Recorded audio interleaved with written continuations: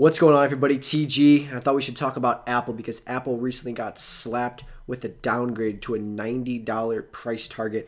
And I want to go over and I want to talk to you why that is wrong, false, and blasphemy.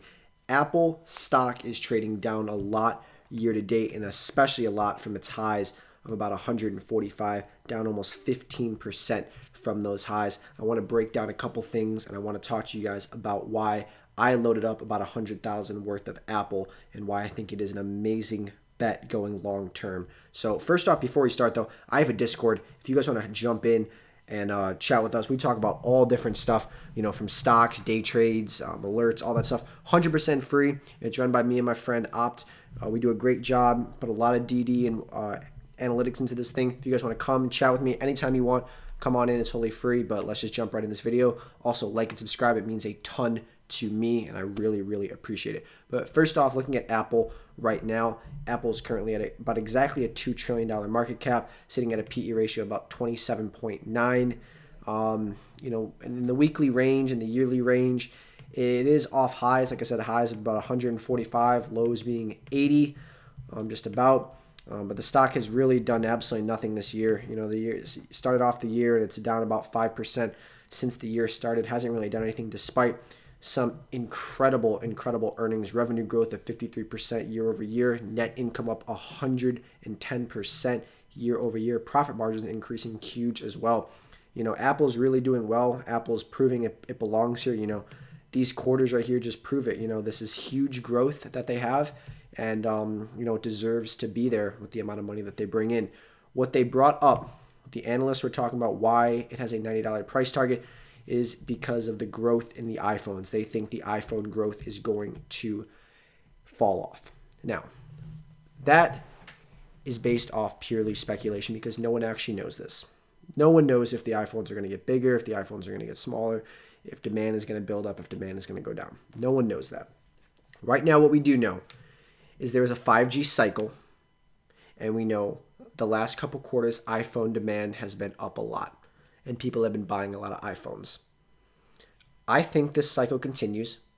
I think while we might not see as big of buying in the iPhones the next couple quarters, I think the next couple quarters after that we will. And the reason I say this is because a lot of people who buy iPhones get iPhones at least every 2 years. The way these companies work with Verizon and AT&T, you get a phone and you get an upgrade every 2 years. And people who are using iPhones retain the iPhone. They're not upgrading their iPhone 12 to a Samsung. They're sticking with their iPhones. And that's the great thing that Apple has done so well, is they make people who use their products continue to use their products. And not just use that product, but expand to others. How many people do you know have at least 2 iPhone products? It's a very high percentage. If you actually look at the percentage of people who own multiple Apple products, it's insane. The average household owns more than 2 Apple products. The average household. And America loves Apple, owning 2.6 products, while the wealthiest own 4.7. This is only getting bigger and bigger. This was back in 2017. 2017. This number is about 3 Apple products now. That is crazy. Especially now that this is before the AirPods. This is before the iWatches got really big. iPads have come back huge, and we've seen this in their earnings. When they announce their earnings, they go through and they talk about every single one of these sectors. If you look at Apple earnings, you can break down every single one that happened with Apple's earnings. Every single one. You look at iPhone revenue, up huge. You look at the services, other products. These are the iWatches and AirPods, up huge, 24%. You look at the Macs, up 70%. iPads, up 78%. Demand is not slowing down. Demand is growing. Apple's becoming bigger and bigger because they have quality products.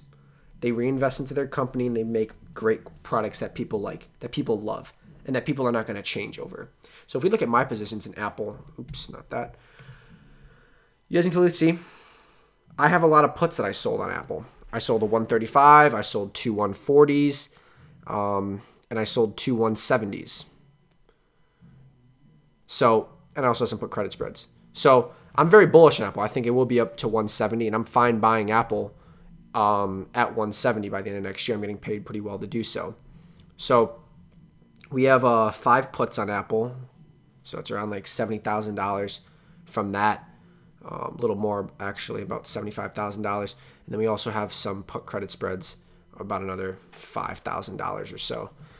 We're very, very bullish on this. We're very, very bullish on Apple. We love the stock. We also saw the 165 put as well.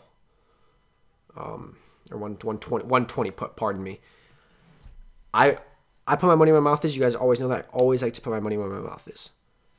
I buy an Apple because I like Apple. I think it's an amazing company, and I think it's going to do amazing things. We might not see, exuberant growth as we've seen over the past couple years, where the stock goes from, $80 all the way up to, $140. We're probably not going to be seeing that anytime soon.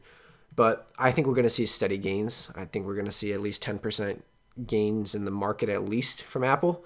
And I see no reason why. It'd be one thing if earnings were lacking, but earnings have just proven that they smash estimates by every single measurement.